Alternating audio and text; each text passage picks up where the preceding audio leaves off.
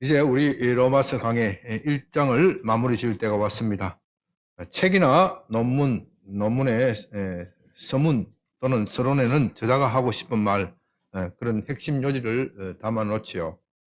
그래서 우리는 책을 읽을 때 복잡하고 어려운 책일수록 때로는 이 서문, 서론으로 다시 돌아가서 읽을 필요가 있습니다. 그래야 내가 무슨 책을 읽는지 헤매지 않는 것이죠. 더구나 로마서와 같은 대작은 더욱 그렇습니다. 그런 의미에서 우리는 1장을 끝내기 전에 1장 전체의 내용을 좀 간략하게 정리할 필요가 있습니다. 로마서는 사도가 로마에 있는 성도들에게 편지하는 그 편지입니다. 사도가 이렇게 편지를 하는 이유는 그들의 신앙생활에 문제가 있기 때문입니다. 항상 문제가 있는 곳에 걸작이 나오게 되어 있죠. 성경은 어떤 사변이나 철학을 담은 생각을 담은 그런 종교적 사색을 담은 그런 책이 아닙니다. 성경은 우리의 삶에 있어서 우리가 신앙생활을 하면서 일어나는 삶의 문제를 다루고 있기 때문에 매우 실제적인 책입니다. 그렇기 때문에 하나님의 말씀인 성경은 바로 우리의 삶에 적용됩니다. 그래서 우리는 성경을 읽고 또 읽어야 합니다. 요즘 4월달, 3월달, 4월달 대신방 기간 중인데 지난주에 어느 자매님 댁을 좀 멀리 있지만 신방하였습니다. 그런데 그 자매님이 우리 교회에서 금년에 성경 일독 이상 해야 된다. 금년 초에 시작할 때 그렇게 말씀을 듣고 도전을 받았다고 합니다. 그래서 지금까지 하루 3장을 꾸준하게 읽고 있다고 합니다. 그런데 성경을 읽는데 참 마귀의 도전이 있다는 것을 느꼈다고 합니다. 갑자기 여러 가지 안 생긴 일이 생기고 힘든 일이 생기고 그래도 꾸준하게 읽고 있다고 하니 얼마나 감사한지 모릅니다. 목회자는 그런 말을 들을 때 힘이 나는 겁니다. 그렇게 꾸준하게 읽으면 결국 그 열매가 신앙의 성장으로 나타날 것으로 믿습니다. 로마 제국은 로마인들이 세운 나라이지만 다인종 국가입니다. 요즘 말로 하면 요즘보다도 훨씬 더 글로벌화된 그런 제국입니다. 그 제국의 수도의 로마는 여러 인종, 여러 사람들이 섞여 살기 마련입니다. 그런 로마 교회에 문제가 생기는 것은 당연한 것이죠. 그 문제의 핵심은 유대인과 이방인의 갈등입니다. 우리는 지금은 이방인들 그 당시를 기준으로 하면 이방인들 교회만 보고 있기 때문에 유대인과 이방인 교회의 갈등을 그렇게 심각하게 생각하지 않습니다. 그러나 초대 교회는 이것이 매우 심각한 문제였습니다. 로마 교회는 오순절 성령 강림 때 성령의 은혜를 체험한 유대인들이 자기 집으로 돌아가서 로마로 돌아가서 세운 교회입니다. 그러나 나중엔 이방인들도 들어와 믿게 되었습니다. 이렇게 하여 유대인과 이방인이 함께 섞여 신앙생활을 하게 되었습니다.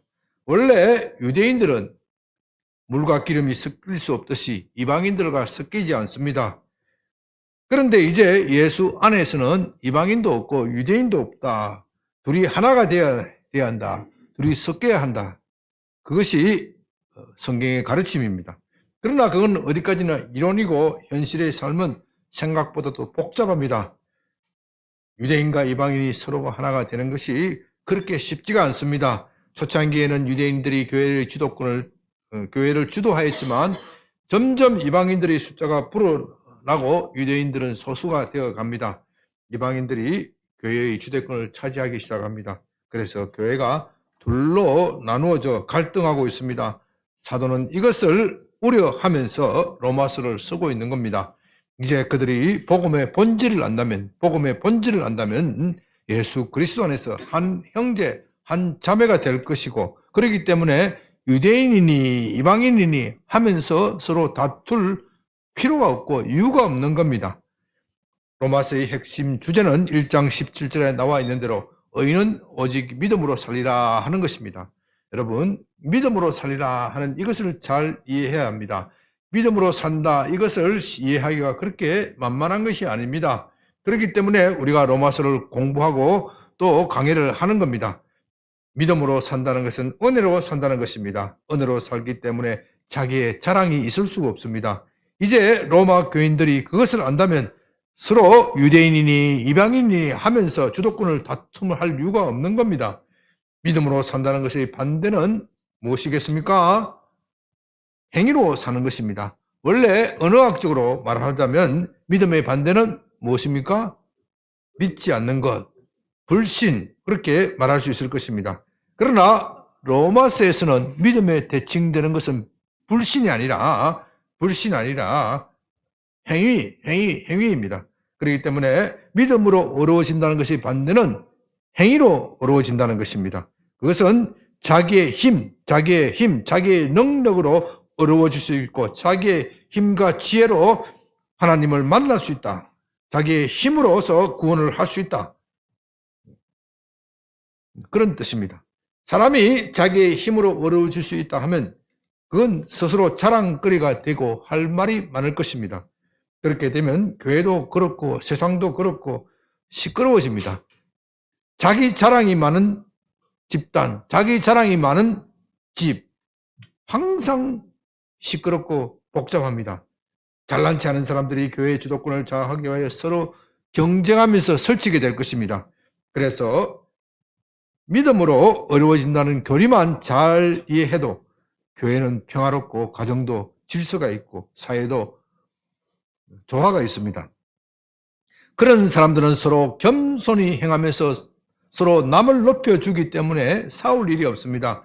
우리가 이런 원리를 안다면 교회에서 삶뿐만 아니라 가정에서 사회에서의 삶도 달라질 것입니다. 믿음으로 사는 사람들은요, 싸울 이유가 없는 겁니다.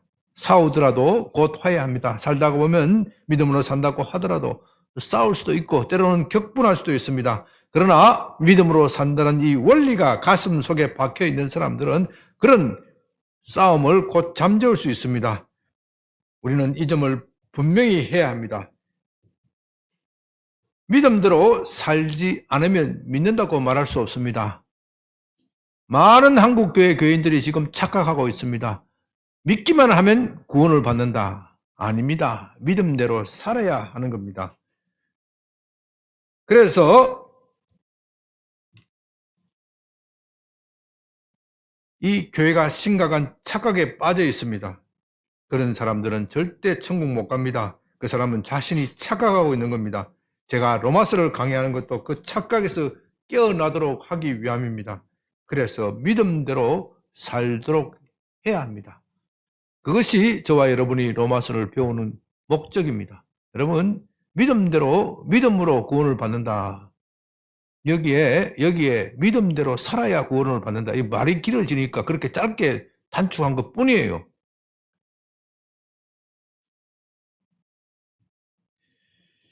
그런데 믿음으로 어려워진다는 교리를 세우기 위해서는 먼저 사람이 자기의 행실로, 자기의 행위로서는, 자기의 힘으로서는 결코 어려워질 수 없다는 것을 깨달아야 합니다.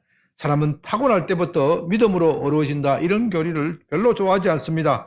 왜냐하면 믿음으로 어려워진다고 한다면 자랑할 거리가 없기 때문입니다. 이 점에 대하여 로마서 3장 27절 참 중요한 말씀입니다.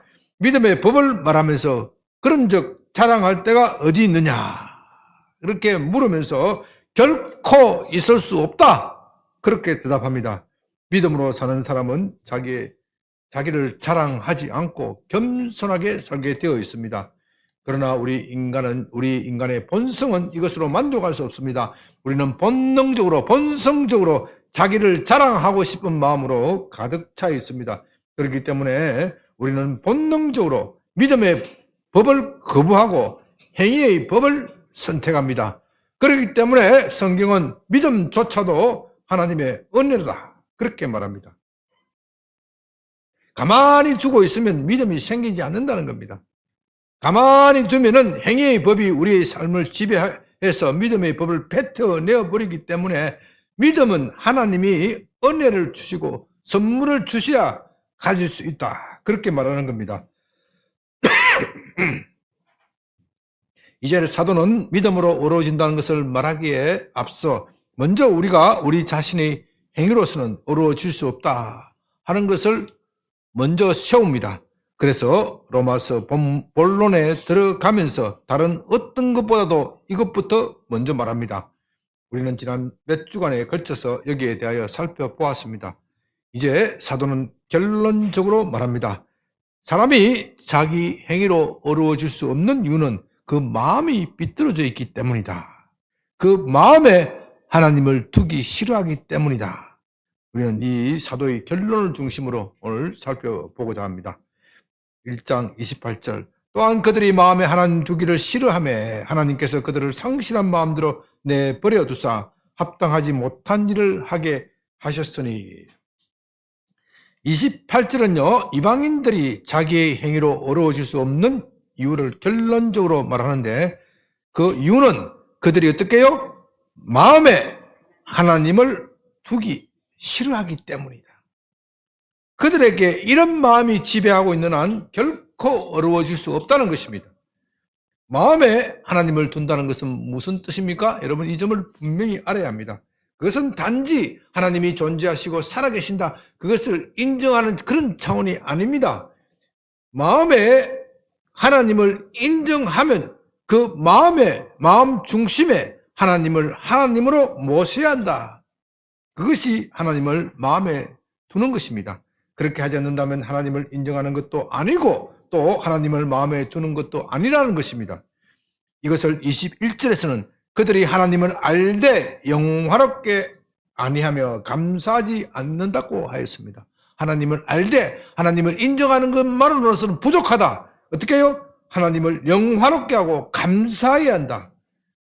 하나님을 알면 당연히 하나님을 영화롭게 하고 또 나를 지으신 나에게 모든 것을 베푸신 그 하나님께 감사해야 합니다.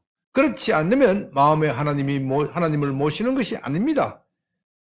이것을 정리하면요, 마음에 하나님을 모신다는 것은 첫째는 하나님께서 내 인생의 주인이 된다. 어떻게 해요? 하나님이 내 인생의 주인이다. 이것을 인정하는 것이고, 둘째, 나는 하나님의 영광을 위하여 나의 최선을 다할 것이다. 이 두 가지가 충족되어야 합니다. 이 두 가지가 충족되지 않으면 마음에 하나님을 모시는 것이 아닙니다.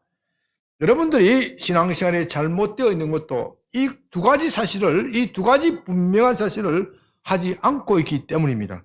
여러분들이 예수님을 믿는다고 하면서도 불행에 빠지는 것도 이 두 가지를 분명하지 않기 때문입니다. 그러나 제가 여러분들에게 다시 강조해서 말합니다. 이 두 가지가 분명하지 않는 사람은 예수 믿는 것이 아닙니다. 이 두 가지가 분명해야 예수 믿는 것입니다. 착각에 빠지면 안 됩니다. 예수님은 분명히 한 사람이 두 주인을 섬길 수 없다고 말씀하셨습니다. 여러분은 세상과 하나님 둘 중에 하나를 선택해야지 세상도 좋고 하나님도 좋다 그런 것은 없습니다. 그런 사람은 나중에 지옥 가게 되어 있습니다. 지옥 가는 신앙을 가지지 마시기 바랍니다. 지옥까지 가는 신앙이라 하니 참 이상한 말이지만은 참 많은 사람들이 지옥 가는 신앙 가지고 있어요. 그러면서도 자기가 구원받았다 착각하고 있는 겁니다. 그런데 사람들은 마음에 하나님 모시기를 참 싫어합니다. 싫어하는 정도가 아니고 아주 그것을 혐오합니다. 그건 중세 시대에 계몽되지 못한 사람, 미련한 사람들이 하는 것이지 현대 지성인, 과학을 아는 사람이라면 그렇게 해서는 안 된다. 그렇게 생각합니다. 예수를 믿어도 어떻게 해요? 우아하게 믿어야 한다. 어떻게 하나님이 나의 인생의 주인이라고 말할 수 있는가? 어떻게 사람이 하나님의 영광을 위하여 살라고 그렇게 말하는 것인가? 그렇게 살면 나라는 존재는 의미가 없어지고 불행하게 될 것이다. 우리는 그렇게 생각하고 그런 교육 속에서 살아왔습니다. 그래서 우리들의 마음속에는 한사코 하나님을 모시기를 싫어합니다. 하나님을 믿어도 자기의 소원을 들어주고 자기의 꿈을 이루어주시는 그런 하나님이라야 그렇게 되어야 합니다. 내가 하나님의 영광을 위하여 사는 것이 아니라 하나님이 나의 영광을 위하여 살아야 한다. 나의 영광을 위하여 존재해야 한다. 우리의 마음셋, 마인드셋에는 이런 것이 깊이 잡혀 있습니다. 그렇지 않으면 하나님을 믿는다는 것이 무슨 의미가 있고 무슨 소용이 있습니까? 이것이 현대인들이 생각하는 기독교관입니다. 제가 안 믿는 사람들을 말하는 것이 아닙니다. 불신자들을 말하는 것이 아닙니다. 로마서는 불신자들을 가지고 이야기하는 것이 아닙니다. 신자들이라고 하는 사람, 그런 사람들을 대상으로 하는 말입니다. 그러나 그건 믿는 것이 아닙니다. 단지 믿는다는 자기 착각에 빠져 있는 겁니다. 우리는 그 반대가 되어야 합니다. 그 반대가 되어서 하나님이 나의 주인이 될 때, 그때서야 비로소 우리는 믿는다고 말할 수 있는 겁니다. 그런데요, 참으로 감사한 것은요, 우리가 하나님을 주인으로 모실 때 우리 인생이, 우리의 삶이 가장 행복하게 되도록 우리는 그렇게 창조되었다는 것입니다. 반대로 우리가 우리의 인생의 주인이 되어버리면 행복한 것이 아니라 점점점 더 불행에 빠지게 그렇게 우리는 창조되었다는 것입니다. 이것은 참으로 믿는 사람만 아는 진리입니다. 믿지 않는 사람은 결코 이 말을 이해할 수가 없습니다. 그러나 이것은 참으로 믿어야 아는 것이지, 거짓으로 믿는 사람들은 그 이유를 알 수가 없습니다. 오늘 제가 참으로라는 말을 강조합니다. 왜냐하면 이 세상에는 참으로 믿지 않는 사람들이 많이 있기 때문입니다. 그들은 하나님에 대한 열심이 있으나 참된 지식을 따른 것이 아니기 때문에 결국 망하고 말 것입니다.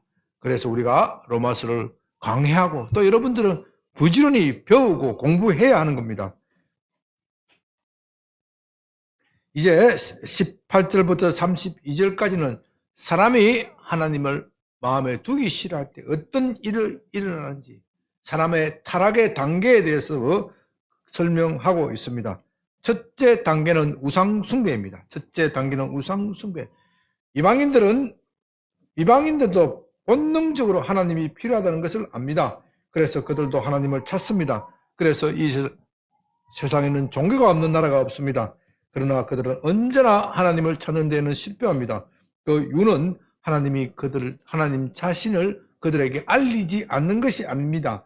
1장 19절에서 하나님을 알만한 것들을 그들에게 나타내셨다, 그들에게 보여주셨다, 그렇게 말씀합니다. 그들이 정직하게 자연 만물을 관찰하였더라면 당연히 그것을 창조하신 하나님을 알았을 것이다, 발견하였을 것이다, 그런 뜻입니다. 그들이 하나님을 알았다면, 하나님을 발견하였다면 그분에게 감사하고 영광을 돌려야 합니다. 그러나 그들은 그렇게 하지 않습니다. 그 대신 새나 기어다니는 짐승, 심지어 파충류나 곤충, 아주 흉측한 동물들, 곤충들, 이런 형상을 만들어서 그것을 신이라 부르면서 우상을 섬깁니다.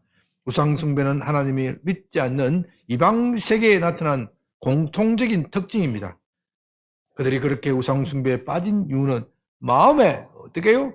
하나님을 모시기 싫어했기 때문입니다. 이것이 이방인들의 죄악의 근본적인 뿌리입니다. 이것을 제거하지 않는 한 우리에게는 희망이 없고 병을 고칠 방법도 없습니다. 하나님을 믿지 않는 이방인들은 왜 우상숭배에 빠집니까? 인생은 우리 힘으로 해결되지 않는 문제가 너무나도 많습니다. 미래에 대한 불안, 초독, 공포심, 그것이 없는 사람이 어디 있겠습니까? 과학이 발달한 오늘날에도 마찬가지입니다. 과학은 모든 것을 해결해 줄 수가 없습니다. 아니, 과학이 발달하면 발달할수록 더 복잡하고 더 힘든 문제가 우리 앞에 제기가 됩니다. 그래서 21세기에도 종교는 여전히 존재하는 겁니다. 그러나 하나님께 오기는 싫습니다. 하나님을 모시기는 싫습니다. 하나님을 나의 인생의 주인으로 생각하고 또 그분의 영광을 위하여 산다는 것, 이 말 자체를 듣기 싫어하는데 어떻게 하나님께 올 수 있겠습니까? 그래도 하나님과 비슷한 존재가 필요합니다. 그래서 사람들은 우상 숭배에 빠집니다. 우상 자신이 내가 주인이다, 그렇게 말하지는 않습니다. 우상의 영광을 위하여 당신의 목숨을 다 바쳐야 한다, 당신의 모든 것을 다 바쳐야 한다, 우상은 그렇게는 말하지 않습니다. 그저 적당하게 재물을 바치면 됩니다. 우상은 나의 전 시간을 요구하지도 않습니다. 하나님처럼 내 마음을 다하고 뜻을 다하고 성품을 다하고 목숨을 다하고 모든 것을 다하여 주 너의 하나님을 사랑하라. 그렇게 말하지도 않습니다. 그저 내가 하고 싶은 시간에 적당한 재물을 바치면 됩니다. 나머지는 다 내 것입니다. 내가 내 마음대로 인생을 살 수도 있습니다.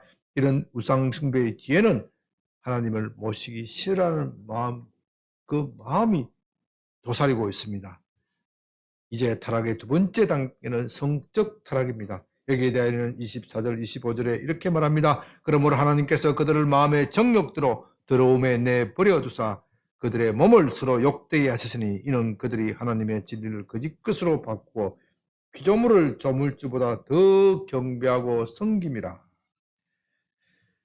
여기서 성적 타락의 이유를 우상 숭배라고 말합니다. 원래 하나님이 창조하신 가족은 일부일처제입니다.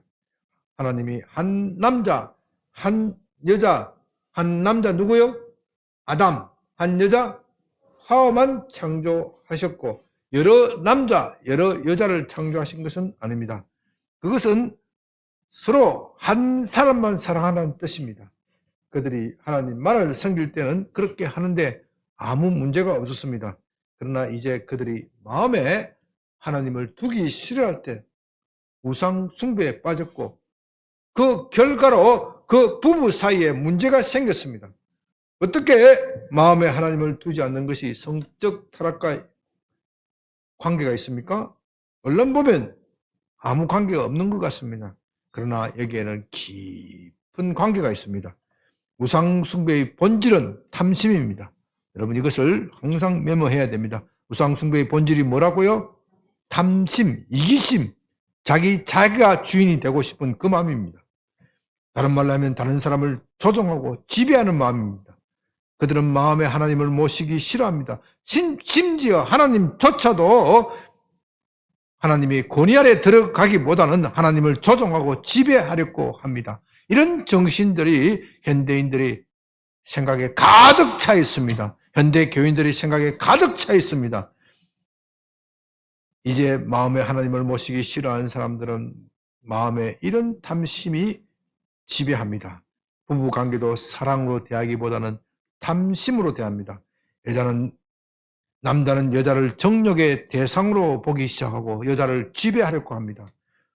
여자 또한 남자를 지배하려고 합니다.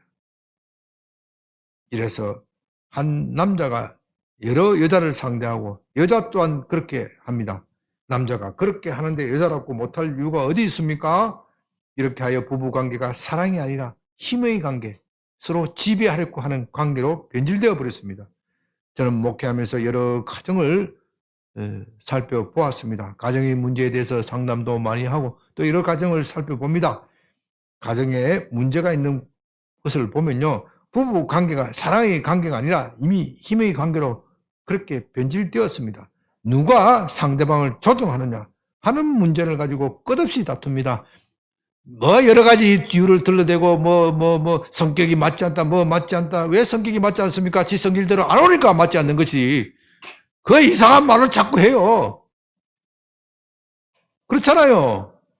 지가 죽어주면 절대 부부 싸움을 싸울 리가 없는 거고 가정이 화목하고 절대게 되어 있대. 널 보면 네가 먼저 죽으라 그래. 네가 먼저 죽어. 지배하고 조종하고 싶은 마음. 지배하고 조종하고 싶은 마음. 그러니까 그런 상황에서는 어떤 처방도 필요가 없습니다. 소용이 없습니다. 말이 먹히지 않습니다. 그래서 조업해야 된대요. 조업해도 안 돼. 네? 안 돼. 조업해. 많이 폈잖아. 우리 요즘에 패면 어디가 경찰서 끌려가지만 우리 어릴 때 보면 말 조업했다고. 그래도 안 돼. 이 경상도 말로 이런 말 해서 참 대단히 죄송하지만 뭐는 사흘에 한 번씩 패야 된대. 그래도 안 되더라고 보니까. 서로 지배하는 마음. 그래서 저는요. 부부 상담을 오면요. 언제나 다른 어떤 것보다도 하나님과의 관계를 회복하라고 말합니다. 당신 기도부터 먼저 해. 말씀부터 먼저 읽고 기도부터 먼저 해. 하나님과의 관계가 회복되지 않으면 다른 어떤 처방도 소용이 없습니다. 그건 다 일시적인 것이에요. 상담 가봐도 그거 효과가 며칠밖에 없어요. 잘 가봐야 몇 달이에요. 근본적으로 밑선뿌리, 서로 지배하라고 들려는 그 탐욕적이고 이기심의 마음, 그것이 확 꺾여야 돼요. 그것이 확 꺾이지 않으면 소용이 없어요. 어떤 사람은요, 심지어 하나님과의 관계가 회복되면 저 인간을 용서해야 되는데 그럴 수 없다, 그렇게 생각합니다. 물론 말은 그렇게 안 하지요. 그러나 상담하다 보면 그 마음속 깊은 곳에 그런 정서가 깔려 있습니다. 제가 왜 그걸 모르겠습니까? 여러분, 이런 사람이 과연 하나님을 믿는 사람입니까? 그런 사람이요, 아무리 교회를 열심히 나오고 봉사를 많이 해도, 좀 죄송한 말씀이지만 지옥 갑니다. 아무리 교회에서 집사, 장로를 해도 소용이 없습니다. 제가 좀 심하게 말하는 것 같은데 할 말은 해야 합니다. 왜? 내가 지옥 안 가기 위해서요. 내가 지옥 안 가기 위해서요. 하나님께서 파수꾼에게 묻습니다. 적군이 쳐들어오는데 적군이 쳐들어온다고 말하지 않으면 파수꾼에게 책임을 묻겠다 그랬어요. 우리 교인들이 이렇게 착각에 빠져 있는데 목사가 말을 하지 않으면 목사가 제일 먼저 지옥 가는 거예요. 그래서 내가 내 지옥 안 가려고 지금 내가 이야기하는 거예요. 제발 지옥 가는 신앙을 가지지 마시기 바랍니다. 오죽했으면 지옥에 있는 그리스도인이다, 그런 말이 나왔겠습니까? 지옥에 있는 그리스도인 말이 안 되지만은 자기가 아무리 그리스도인이라고 그렇게 주장하고 교회를 열심히 다녀도 마음에 변화가 없으면 소용이 없는 겁니다. 마음의 변화가, 예수 믿는 거 마음의 변화가 있어야 돼요. 마음의 변화. 그 심령의 변화가 삶으로 나타나야 믿는 것이지, 그래야 인정되는 것이지, 그게 믿음대로 사는 것이지, 그냥 내가 예수 믿고 예수님의 십자가를 볼 때 감격하고 눈물을 흘렸다, 그게 무슨 소용이 있어요? 심지어 헤롯도 그렇다 그랬어요. 헤롯도 예수님을 만나기를 원했다 그래요. 헤롯이 지옥 갔겠어요? 천국 갔겠어요? 여러분 이야기해 보세요. 헤롯이 지옥 갔겠어요? 지금 천국이 있겠어요? 지옥이 있겠어요? 예? 그런데 성경에 보면 헤롯도 그 말씀을 듣고 찔림을 받았다 그래요. 아무리 찔림 받고 소용해도 소용이 없다니까, 삶의 변화가 없으면은.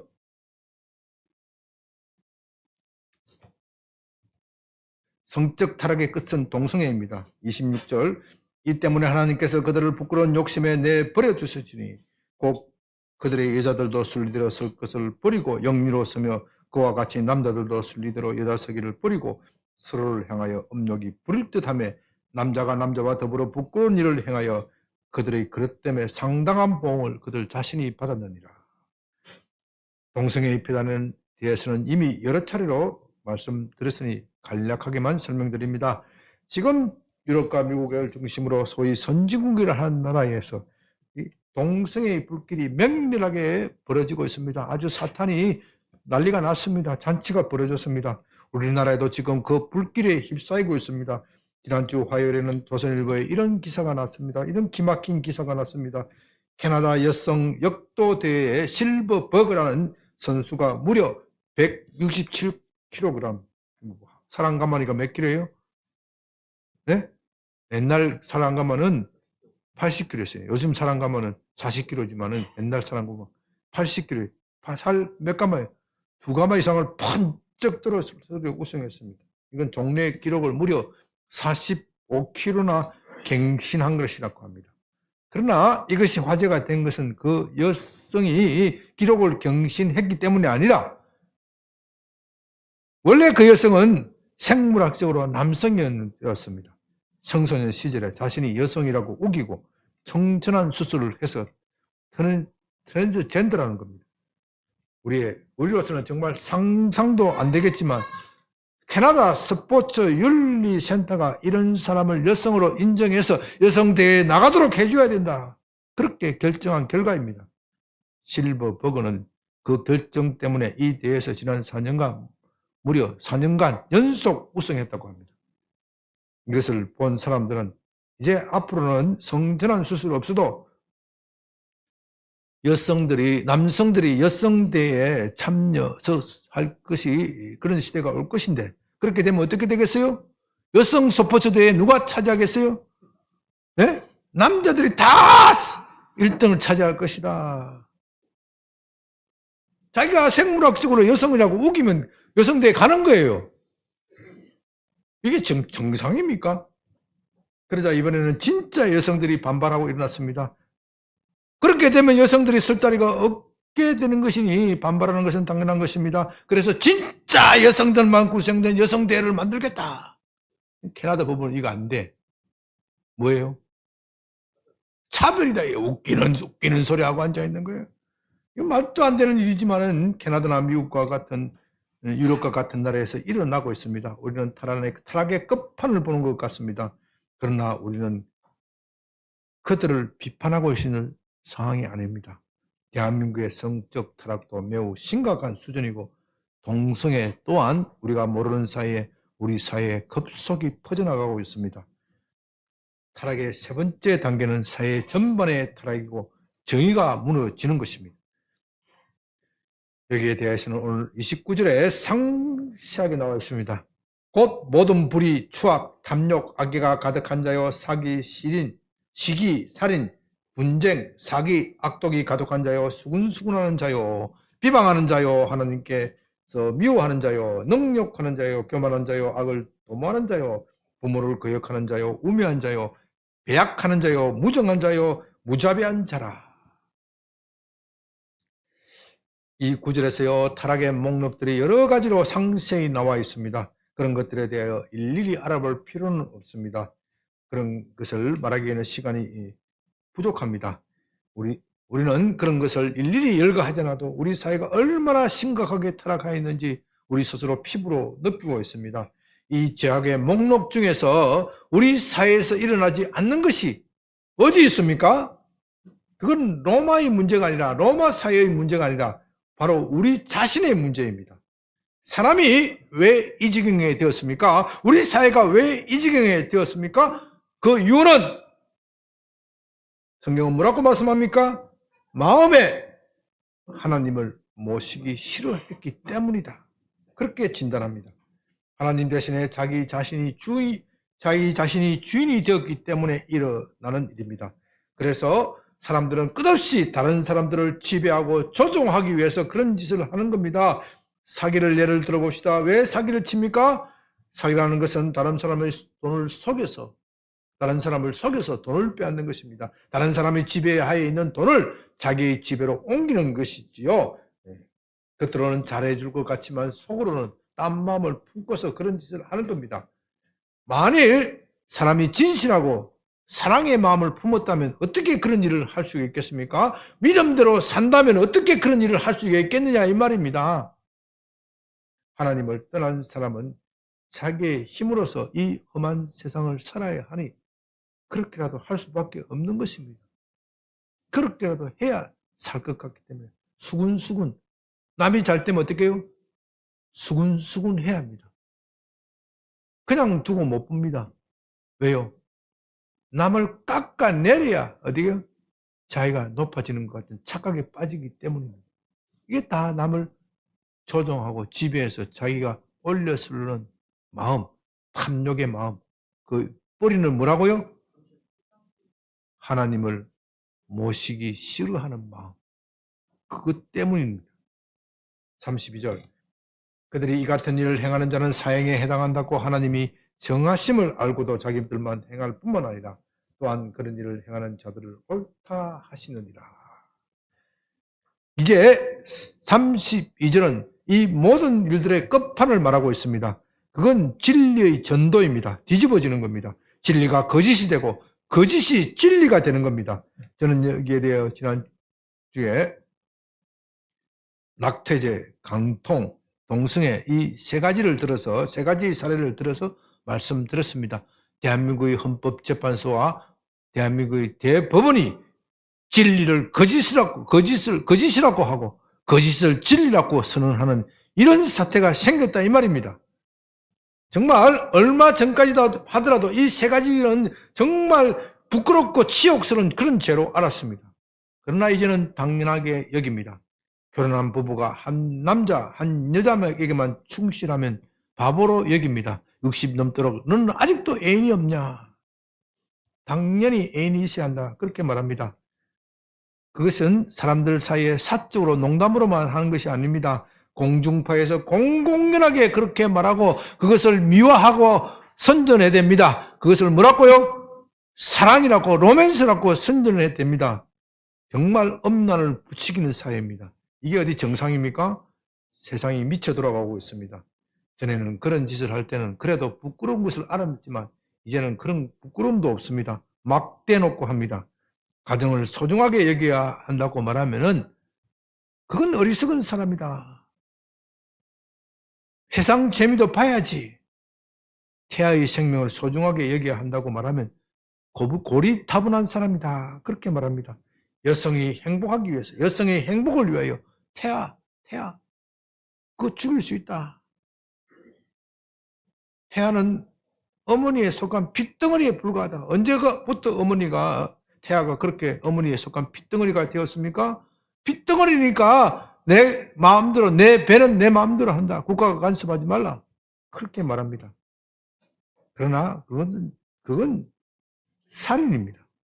살인죄는 원래 사형에 처하도록 되어 있습니다. 세계 모든 공통의 법입니다. 현대에 와서 이상하게 사형폐지제라는 것이 나와서 유럽을 중심으로 그렇게 하지만 원래는 살인은 당연히 사형입니다. 왜요? 남의 생명을 빼앗는 사람은 그 생명으로 갚을 수밖에 없습니다. 다른 모든 것은 돈으로 보상해 줄 수도 있지만 사람의 생명을 빼앗는 것은 생명으로밖에 대처가 안 되는 겁니다. 그렇기 때문에 이런 죄는 당연히 살인에 해당하는 겁니다. 그것이 정의의 법입니다. 그러나 이제는 그런 살인의 죄를 저질러도 당당합니다. 오히려 잘했다고 설칩니다. 정말 웃기는 세상이 되어버렸습니다. 세상에 기준이 없어졌습니다. 그런 것이 있다면 자기의 기분뿐입니다. 마치 자기 마음대로 사는 것이 인생의 행복인 것처럼 착각하게 만들고 있습니다. 그래서 우리의 가정도 그렇고 우리의 사회도 그렇고 급속하게 해체되어 가고 있습니다. 정말 이 사회가 어디로 갈지 참 걱정됩니다. 세상에 흔히 말하는 말로 망조가 난 겁니다. 세상에 망조가 났어요. 이제 사람들은 말합니다. 하나님이 살아계신다면 어떻게 세상이 이 지경이 되도록 내버려 두시는가?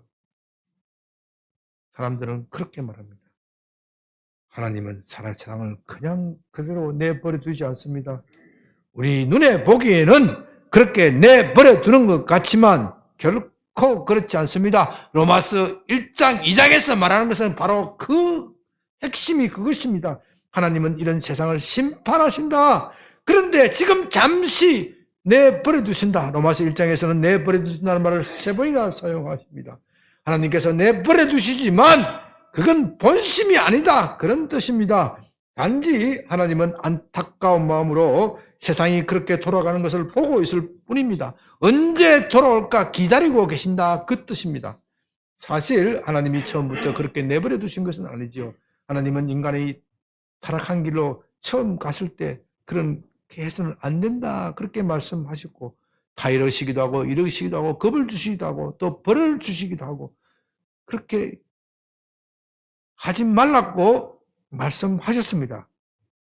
그것은 성경의 기록에 나와 있습니다. 그것도 아주 풍부하게 나와 있습니다. 최초의 살인은 가인이 동생 아벨을 죽인 것입니다. 하나님은 가인이 그런 살인의 마음을 품고 있을 때, 살해의 마음을 품고 있을 때 그에게 나타나셔서 경고하셨습니다. 그런 마음을 품지 말라.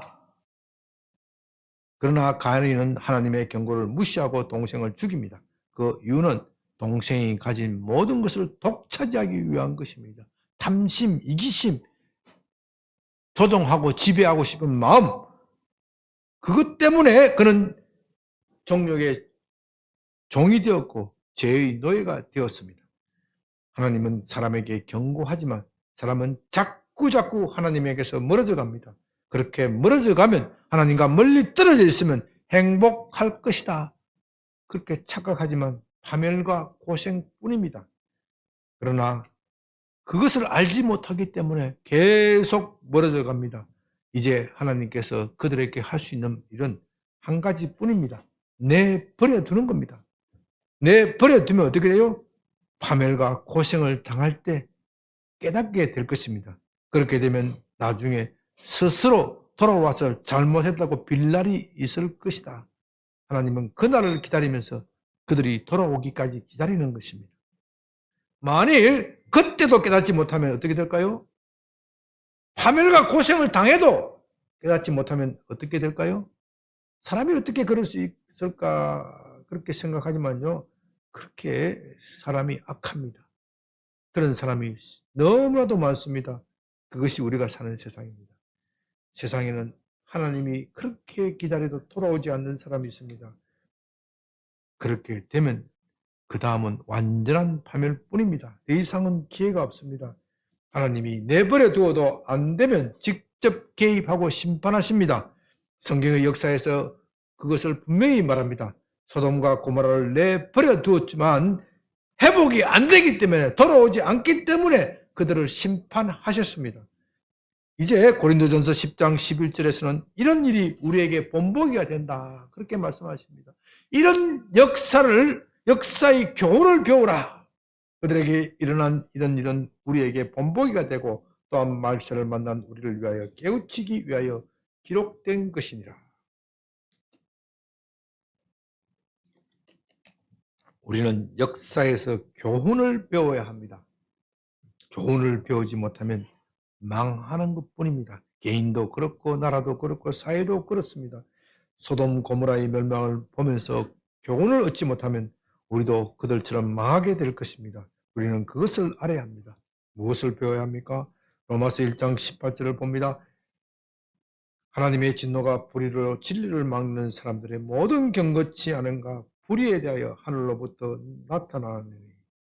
여기서 하나님의 진노라는 말, 제가 설명을 했지만 하나님의 진노라는 말, 여러분 다시 떠올려야 됩니다. 우리가 역사에서 무엇을 배워야 합니까? 하나님의 진노. 하나님의 진노는 다른 말로 하면 하나님의 심판, 하나님의 심판을 배워야 합니다.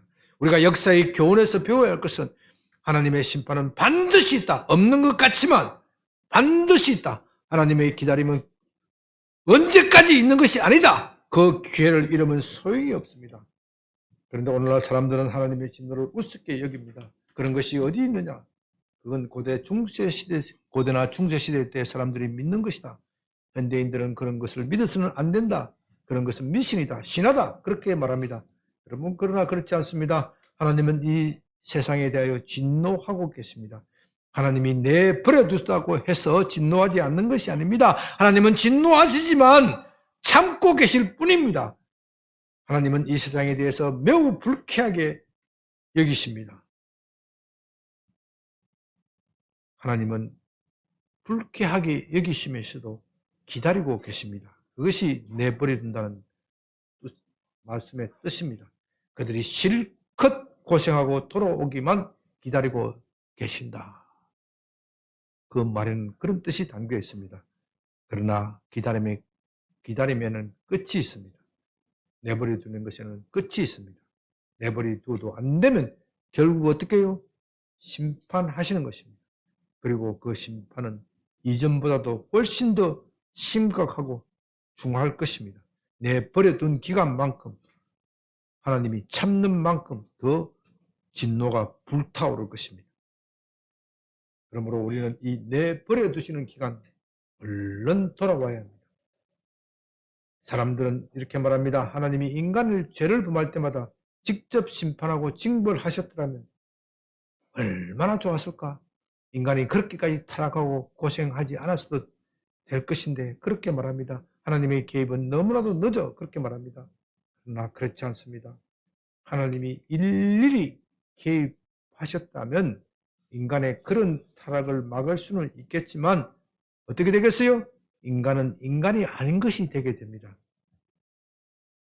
그렇게 되면 외면적으로는 사람이 죄를 범하지는 않겠지만 속으로는 공포와 불안, 하나님에 대한 공포와 불안만 남을 것입니다. 여러분들이 자식이 죄를 범할 때마다 매질하면 자식이 부모에 대해서 뭐라고 생각하겠어요? 부모가 나를 사랑한다고 느끼겠어요? 겉으로는 부모를 말을 순종하는 것 같지만 속으로는 불안과 공포 초조 속에서 정신 착란을 일으킵니다. 그렇게 되면 하나님이 우리를 그렇게 다루면 우리는 참으로 불행하게 될 것입니다. 너무나도 불행에 빠져서 예배하게 될 것입니다. 예배의 기쁨도 사라질 것입니다.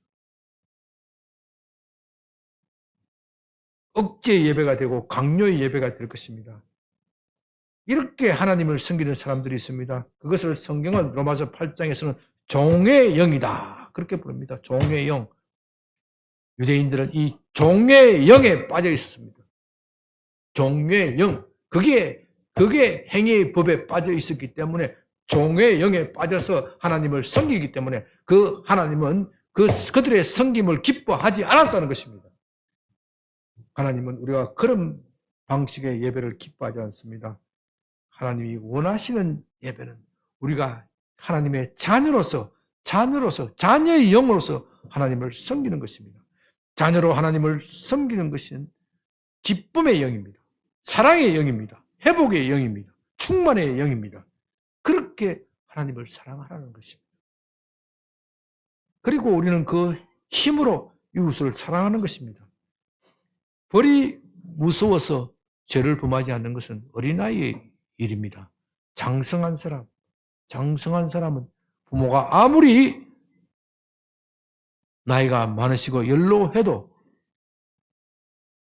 그 부모를 공경합니다.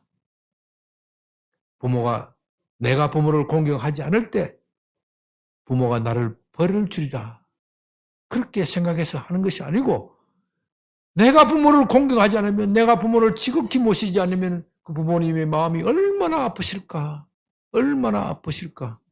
그 마음 때문에 그렇게 하는 겁니다. 그게 정상이라는 것이죠. 그게 정상이에요. 우리가 하나님을 섬길 때 그렇게 섬겨야 하나님을 제대로 섬기는 것입니다. 내가 하나님을 제대로 섬기지 않으면 주일날 내가 교회에 나오지 않으면 하나님께 내게 매질할 것이다. 두려움과 무서움과 공포의 영에 빠져서 이 예배를 드리는 이 사람들이 있어요. 그건 믿음이 아니에요. 겉만 가진 믿음이지 진짜 믿음은 내가 하나님 말씀을 순종하지 않으면 내가 딴 길로 가면 우리 아버지의 마음이 얼마나 아프실까? 얼마나 힘드실까? 그래서 나는 딴 길로 갈 수 없다. 내가 하나님을 주인으로 모시고 그분에게 영광을 돌려야 되겠다. 그렇게 삶을 살면은 우리 하나님께서 얼마나 기뻐하시겠습니까? 그 하나님이 기뻐하시는 것이 성경에 나의 힘이다 그랬어요. 신자의 힘은 하나님이 기뻐하시는 것. 그것이 신자의 힘이고 하나님께서 실제적으로 저와 여러분에게 복을 부어주실 줄로 믿습니다. 그러므로 저와 여러분은 하나님이 기다리실 때 돌아와야 합니다. 고집을 피우면 자기만 고생합니다. 마음에 하나님을 두기 싫어하는 그 썬뿌리를 싹둑 잘라내야 합니다. 그렇지 않으면 파멸과 고생이 있을 것입니다. 이것을 확 잘라내어서 하나님의 자녀로서 영광의 자유에 이르기는 여러분이 되시기를 바랍니다. 아버지 하나님,